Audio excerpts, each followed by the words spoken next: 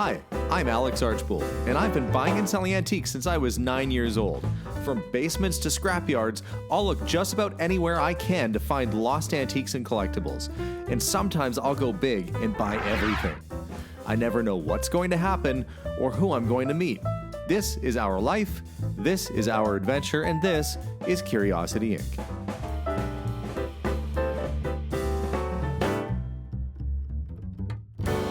Hello everyone and welcome to today's episode. A while back I was clearing out the contents of a property and I came across this. It's a World War II Canadian ration tin. And we're gonna open it up today and see what's inside. You think it'll be, I think obviously it's gonna be food of some kind, I would think, right? Yeah. Any guesses on what type of food it might be? It says to be consumed only when... Wait, I'll read it. Oh. I'm gonna do a walk around of the tin after, but any guesses before you read the front? Well, I didn't say what the front said. Oh, well you can read that side. Yeah. The au français side. I'm guessing there's gonna be like maybe a water tablet, you know. Oh, like a little water. Does that even exist yet? I don't know. You think a little Maybe container like of water? A napkin? I would think they'd probably put like some granola, spammy type substance. Yeah, some kind of like a really spork. hearty sports bar, like. This is World War II. Yeah. Okay. So I'm thinking it's like a flaked ham, maybe some saltine crackers. You hear that? Some kind of very hearty bread. Maybe. Okay, listen. There's something in there, obviously. Do you think it's gonna go? Psh? I don't know. It's been sealed for years, clearly, since the war. And today that's gonna change. So let's get to it. I'm gonna do a little walk around of the can and then we're gonna open it up. And here is the can. It says Canadian Army Emergency Ration. The purpose of contents. It lost its P somewhere. If I was over 7 years old, I think I'd have trouble with my P as well. The purpose of contents, to be consumed only when no other rations of any kind are procurable.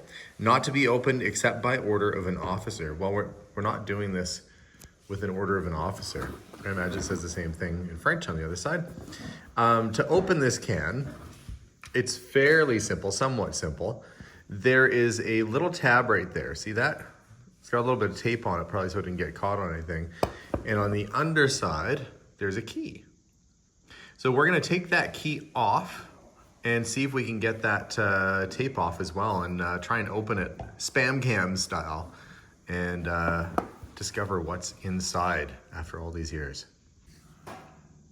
The problem with this tape is obviously, as you can imagine, it's not sticky at all anymore. So I'm going to very carefully try and cut that tab out with an X-Acto knife. I wonder if I slip, will this count as a war injury? Oh my goodness. Do not slip. I dropped that Civil War gun on my foot before. And they said, yeah, you're the last one to have a Civil War injury. You just hear that flaking away. I think I got it. Okay, I got the tab up. Now let's see if we can get this key off. Yeah, there it goes.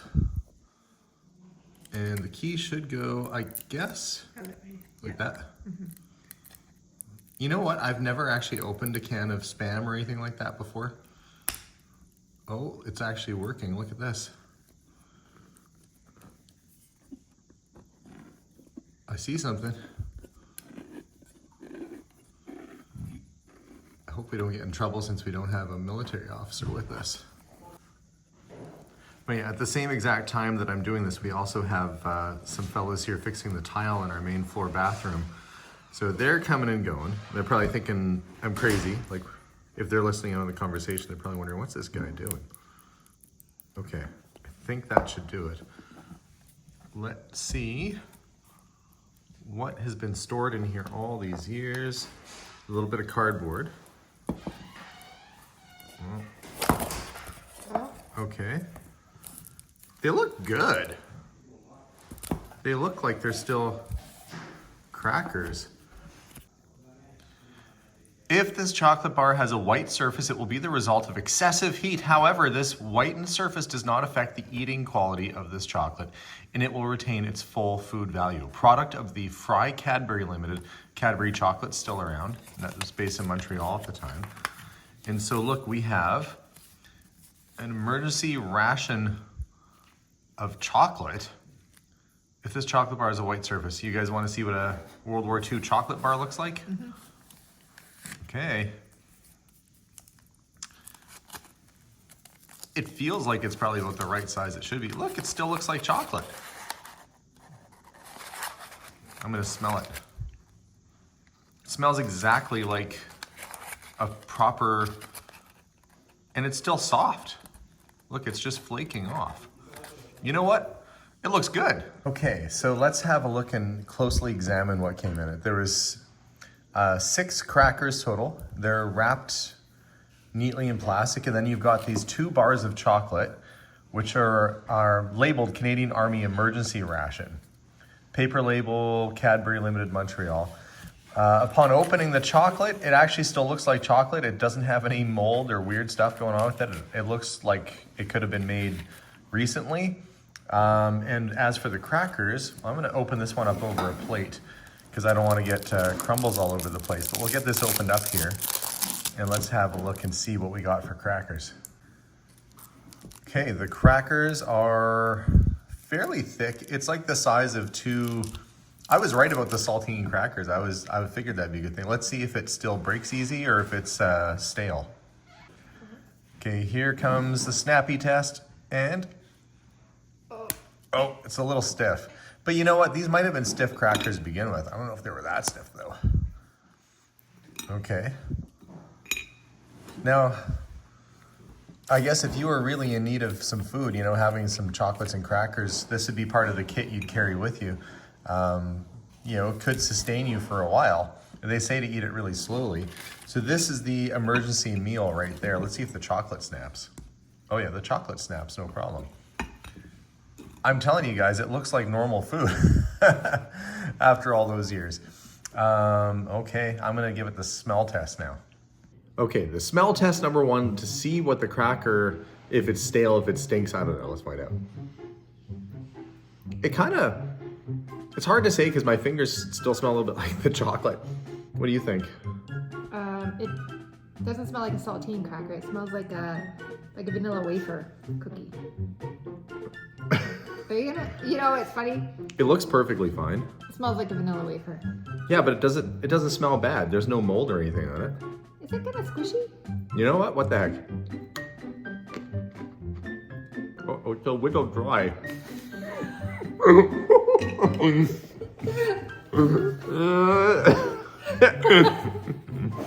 It's a little dry. Oh, what's it? Well, it doesn't have a bad taste, but it just sucked all the moisture out of my whole head. All in one go. Well, that was fun. It kind of tastes like if you were doing woodworking and you inhaled some slightly flavored sawdust. Okay. Onto the big one here, the chocolate. What do you think this is gonna taste like? You want to try it? Nope. I feel like it's gonna taste like you made a mistake. Tastes like regrets? Yeah, regrets. Just little tongue stick out and taste it. Because it's not gonna be just plain chocolate. That's the sound of my palate reacting to the chocolate. Actually, it's a little bit dry. Obviously, you know, it's 70-year-old chocolate or more. I guess for sitting in a can for like, you know, 80 years, it doesn't taste that bad. What it is different than what you know, like store-bought chocolate tastes like because it's richer in cocoa. Like you can definitely taste it. It's a stronger mix of cocoa. Almost like if you took cocoa powder and just had a little bit of sweetening to it. And I guess maybe that's exactly what it would taste like back then, except maybe this isn't as fresh as they would have got. But all in all, it's still somewhat palatable, which is kind of crazy after all those years. If there's like a B-roll video of me like having dysentery in the bathroom. That's the regret I think he's gonna have. The only thing that would probably make me sick would be the chocolate bar because it would have dairy in it, right? No, not necessarily. 80-year-old dairy? I don't think that there's. Well, they don't actually have, I was looking for the ingredients. No such luck, World War II soldiers. You don't get to see if you had a soy allergy. You eat the chocolate you're given. But yeah, I guess, that's all that was in there. And some chocolate, some wafers or crackers, and that would tide you over. So it didn't taste terrible. You want to try a bite of the cracker? Okay. Are you actually gonna? Well, you thought I wouldn't go. I don't know. It just smells like a. Yeah, like I said, it doesn't. Wafer, It doesn't right? taste bad. It Smells? just is really, really dry. Oh yeah, it like sticks to your tongue. Yeah. It's already trying to go for the moisture. I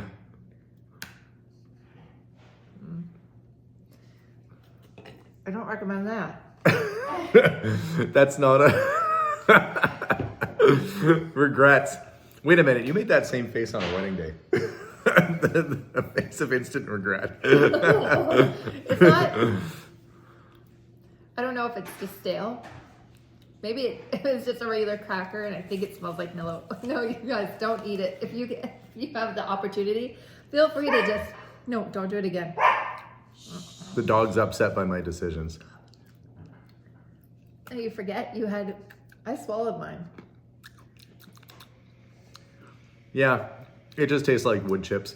Not It that I has, eat a like- lot of wood chips. It tastes stale. Yeah, it tastes. I mean, should we be surprised? Oh, it sticks right to the It's not back of your terrible. throat. The aftertaste kind of tastes like saltines. The smell is kind of like Nilla wafer. It's a weird. Here, smell this chocolate. That smells better. Yeah, it smells like I'm not trying it.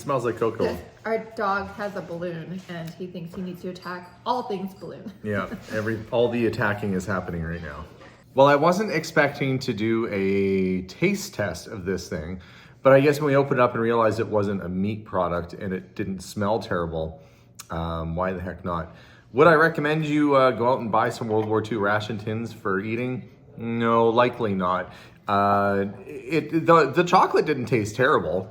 It just tasted a little dry, but it still tasted like chocolate, and it doesn't have any mold or fuzz. Everything, it actually kept really well. This storage system, I heard that when they went up north and found like the remains of the Shackleton expedition, they found cans that were still sealed and possibly still edible. However, they had used lead, and so the lead absorbed into the food, and that ultimately can create some real challenges. Oh, I didn't even think of that. No, in this case, I don't believe this is lead lined, and these were also wrapped in plastic and in tin foil, so I think we're okay there.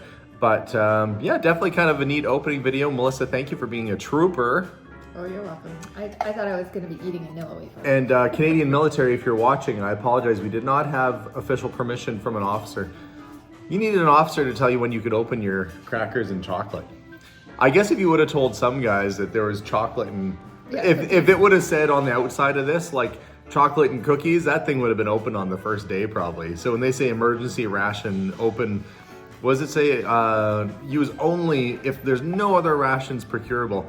Because Yeah. it's your emergency. Because if you're starving, you don't want to eat it all. But could you imagine, like, whoever carried this around during the war, like, never ate it, got back, never opened it, and that whole time they could have had a snack of crackers and chocolate for all those years? Instead, that was us, and it was. Maybe it tasted exactly the same, and they knew it was in there. It could have. They're like, I mean, it could have tasted It could have tasted very similar to this even then. Yeah. I mean, that chocolate looks like it it's super dense. Like that's. it looks like a chunk of dry fudge, but it's still somewhat palatable. It's crazy. Well, there you go. We opened a World War II ration tin. We ate from World War II ration tin, and I'll let you know if I die from eating from World War II ration. How are you gonna let them know? I will come back to haunt everybody. Wow. Back. That's dark. Okay. I'll let you know if it affected my stomach in any adverse way. Which it might. I doubt it. I hope not. You didn't have the chocolate. The only thing I'm worried about is the dairy in that chocolate, whether That was a dense like cookie cracker. I don't know what that is. Don't think we need to make them, but maybe it was, you know what? You were kind of saying like maybe they'd have like the equivalent of a sports bar. Yeah. In World War II, this probably was the equivalent of a sports bar, like hugely condensed wafer cracker. Look at all the layers. You guys see that? Is it focusing? I don't know if it's focusing, but there are a ton of layers in this cracker. That is really dense. You know, it almost kind of tastes like a Weetabix type cereal or something, like a cereal cracker maybe more than a snacking wafer. It tastes like that. Something's up with it. Really dry Nilla wafer. That's what it tastes like. Yeah, so I think this was meant to give you some nutrition and energy for a short time. And so maybe it was packed dense and very, not the most flavorful. Maybe that's why they give you the chocolate to make this kind of a little bit more They're edible. both dry.